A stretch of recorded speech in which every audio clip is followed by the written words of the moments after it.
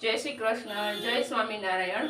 હું છું કાજલ ગજેરા। મારી ચેનલનું નામ છે કાજલ ગજેરા ઓલ ઇન વન। આજે આપણે થીક શેક બનાવવાના છે। આપણે બે પ્રકારના થીક શેક બનાવશું, એક ચોકલેટ થીક શેક અને એક ડ્રાય ફ્રૂટ થીક શેક। તો ચાલો શરૂઆત કરીએ થીક શેક બનાવવાની। થીક શેક બનાવવા માટે આપણે એક મિક્સર બાઉલ લીધેલ છે, તેમાં આપણે એક વેનીલા આઈસ્ક્રીમ એડ કરશું।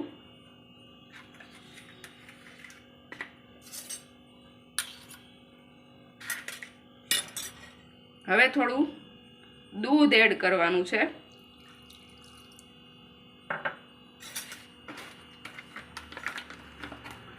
અને એમાં આપણે બરફની ક્યુબ એડ કરેલ છે।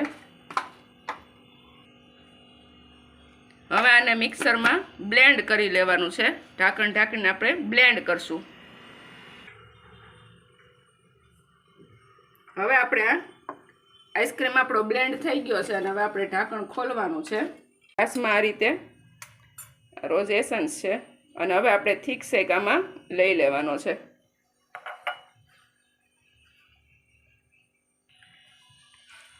હવે આપણો ગ્લાસ છે, એમાં આપણે જે મેલ્ટ કરેલો આઈસ્ક્રીમ અને દૂધ છે એને એડ કરી દઈએ।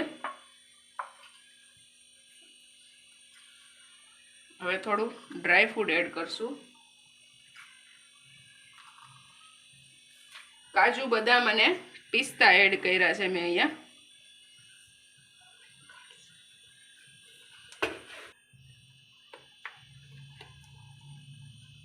હવે આપણે એમાં ડ્રાય ફ્રૂટ આઈસ્ક્રીમ એડ કરીએ। આ ડ્રાય ફ્રૂટ આઈસ્ક્રીમ એડ કર્યો છે મેં, અને ફરીથી આપણે એમાં થોડું ડ્રાય ફ્રૂટ એડ કરી દઈએ।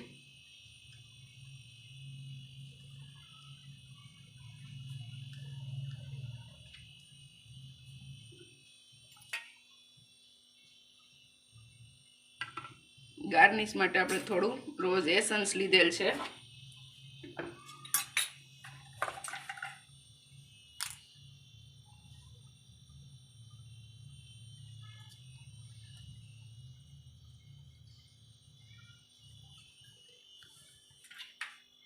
હવે આ રેડી છે આપણો થીક શેક। આ સરસ મજાનો થીક શેક રેડી છે।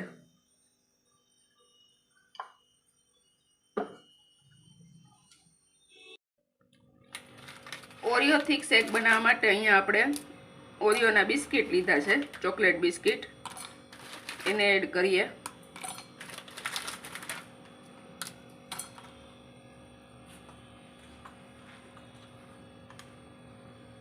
થોડી ખાંડ એડ કરી છે, આ દળેલી ખાંડ છે।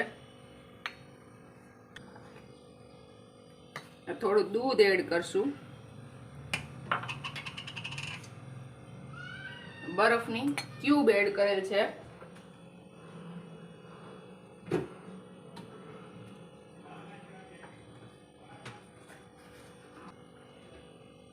હવે આપણે આ વેનીલા આઈસ્ક્રીમ લીધેલ છે, એને એડ કરીએ।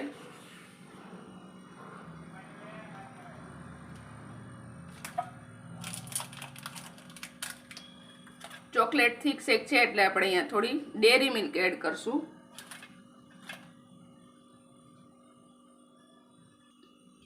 હવે આપણે આ ઢાંકણ ઢાંકી અને મિક્સરમાં બ્લેન્ડ કરવાનું છે।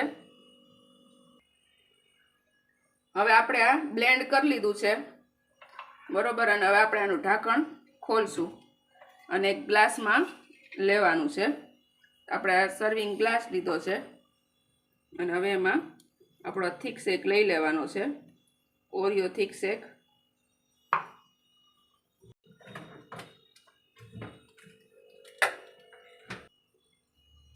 હવે આપણે એમાં થોડો આઈસ્ક્રીમ એડ કરી દઈએ।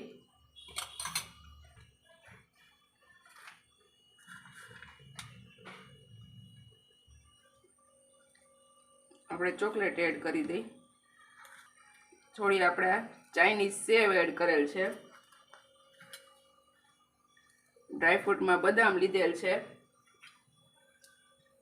કાજુ છે, અને હવે આપણે અહીંયા આપણે પર્ક રાખેલી છે, અને સ્ટ્રો, અને હવે રેડી છે આપણો થીક શેક। જોઈને જ ખાવાનું મન થાય એવો આપણો થીક શેક બનીને તૈયાર છે. હવે રેડી છે આપણા થીક શેક. આ ચોકલેટ થીક શેક અને ડ્રાય ફ્રૂટ થીક શેક. હવે જોઈને જ જો તમને ખાવાની ઈચ્છા થઈ જાય એવા થીક શેક આપણા રેડી છે. જો તમને અમારા થીક શેકનો વિડીયો પસંદ આવે તો લાઈક કરો, શેર કરો અને સબસ્ક્રાઈબ કરવાનું તો ભૂલતા જ નહીં. અને મને કોમેન્ટમાં જરૂર કહેજો કે તમે થીક શેક બનાવો છો તો કેવી રીતે બનાવો છો. જય શ્રી કૃષ્ણ. Thank you.